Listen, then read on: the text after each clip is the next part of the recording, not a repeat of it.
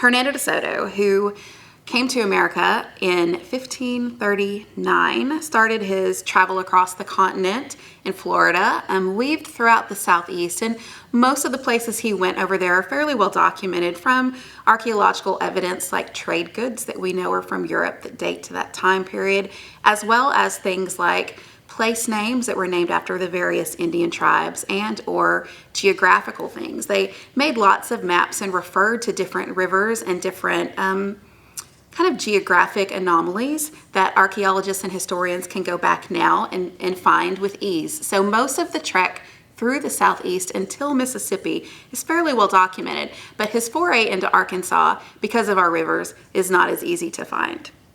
So immediately before De Soto encountered the Mississippi River, in the kind of western part of Mississippi, he met with a tribe that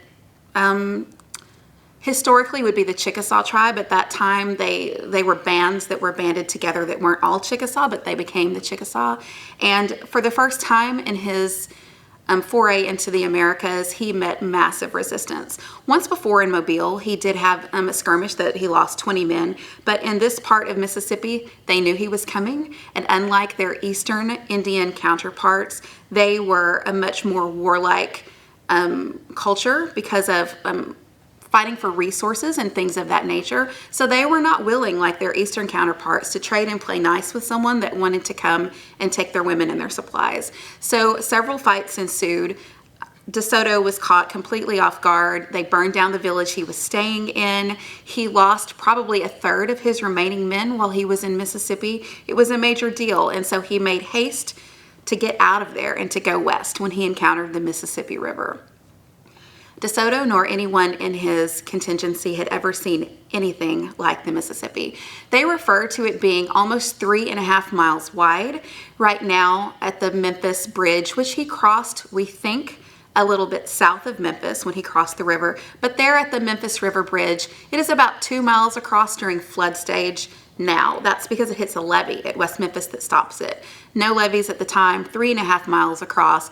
They said in their in the De Soto Chronicles that if one of the gentlemen in their party was on the other side of the river, you couldn't even tell that they were human, much less male or female. It was so far away. When they saw that, they had a big issue. They had almost 400 men. They had several horses, hundreds of pigs, things they had to get across this river that was not only the biggest that they had ever seen, but it's one of the 3 biggest in the world. So it was a major deal. They weren't carrying boats with them everywhere because metal was super precious.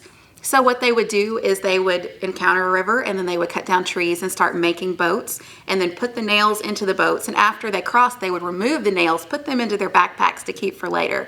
There were no foundries or anywhere to get metal in the Americas. The Indians were not even familiar with metal at that time. So it was a major deal. They started construction on their boats to get, like I said, hundreds of people and animals across. And on the very first day, at 3 o'clock in the afternoon, they noticed a large group of Indian braves with red ochre paint on their face, as we would commonly refer to as war paint, coming at them down the Mississippi. They kind of stopped what they were doing and thought, these guys don't look so nice. What should we do? At that point, at 3 o'clock, the Indians opened fire with a barrage of arrows, hit several Spaniards. The Spaniards ran for their lives, ducked behind trees. The Indians came in hard and fast, attacked and left. And they were kind of confused, like, who are these guys? Why did they do that? Are they some of the guys that just tried to burn us down? We're kind of nervous about the whole deal. What do we do? So they stopped building for the day, regrouped, started the next day, started to build boats day 2. When it became 3 o'clock, here come the Indians. This happened for 29 straight days. It got to where the entire contingency would just stop building boats about 2:45 because they knew they were coming and they were like, we are so not getting blown up with arrows today, right? So they would go and hide. These guys would come and yell. They would shoot arrows. They would kill everyone they could, and then they left back on the Mississippi. Day 30, it's 3 o'clock. They know what that means, but they're finally finished with the boats. And yes, it took them a whole month because they had to make some really big boats, and this is a huge, deep, swift river. So, there were a lot of concerns about safety. Anyway, day 30, they're done with these boats. Here come the Indians. No red paint, and they run to hide, and the Indians come all the way into shore, and they start hollering at them through their translator saying, hey, Yeah, welcome to Arkansas. We're glad to have you. Feel free to cross right here. My chief, his name is Pacha. He's interested in meeting you, told us we should make friends. Meanwhile, DeSoto was like, you killed a bunch of my guys. You know, this dude was my brother-in-law. He was a friend or whoever. You know, he's talking about him. He was like, we don't want to be friends with your chief and we don't trust you at all. And they're like, yeah, well, you know, we were trying to keep you from coming, but now that we can see that your boats are done and you're coming anyway, we didn't stop you, we want to be friends.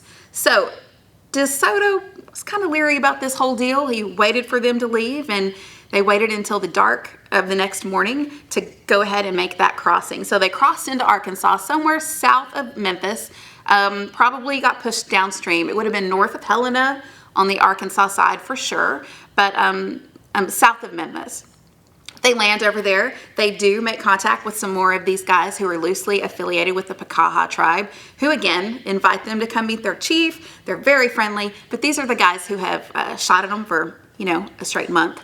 So they're nice. They get out of there. They keep pushing west. They're like, we don't know what we're going to find, but we don't want to find these guys. They've run into another river. It's called the St. Francis River now. It was named by the French some 150 or so years later.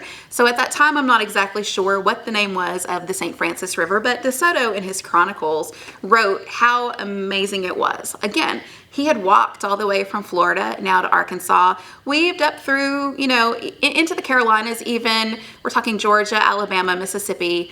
Now he's into Arkansas. He said the St. Francis River was the most crystal clear sea to the bottom river he had ever seen in the Americas. It was beautiful. When we look at it today, it doesn't look like that at all. It's pretty muddy. It looks almost like you could do this and pick the river up. It's so muddy, lots of silt. There's many reasons for that. Mostly, we're going to say irrigation, farm runoff, different rains. We've dug lots of drainage ditches to make the area more habitable, and all of those things end up in the river. But at the time, again, that wasn't the case. DeSoto wrote down through his scribes that it was just an immaculate river. That leads into our next story because it was so special, because it was, you know, the best in all of the Southeast, according to a guy who is making notes for his king and queen. There's no reason for him to lie about these things, because if the queen decides to come and put a lovely vacation home and park in Arkansas, and it turns out that it's mud and mosquitoes, she would not be happy, and he would most likely be killed because of disease and other things like that. So he had no reason to lie about the natural resources. So we do take him for his word that it was just phenomenal. And the king and the tribe that occupied that area of the St. Francis was named Casqui. Pacha and his warriors did not tell DeSoto anything about Casqui because they were complete mortal enemies. For multi-generations, they had been in a war against each other. We're not exactly sure how many years, because again, at that time, the Mississippian culture in Arkansas did not have written language. So we're very fortunate that this proto-historic period on the St. Francis River, that there is this glimpse from DeSoto. Ethnocentric as it may be, we can look at that and, you know, combine it with the archaeological evidence to come up with the story of, the probable story of how things were.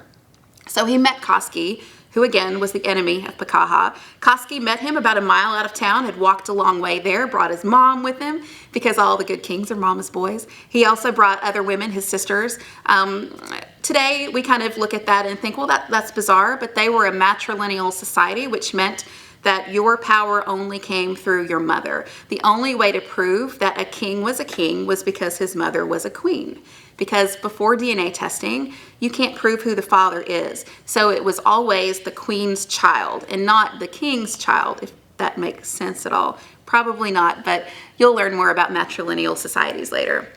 So he brought his family with him, the female members, to prove his royal lineage. He also brought furs and things to trade and said, hey, we're happy to have you. I would love to have you come stay inside my village walls.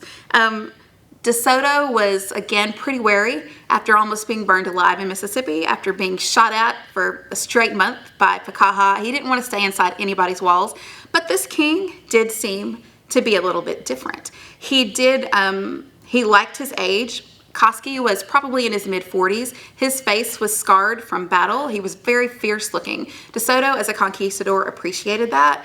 His forays into South America had proven what a crazy good military leader he was, and pretty ruthless. So they bonded over, being generals and equals in that way.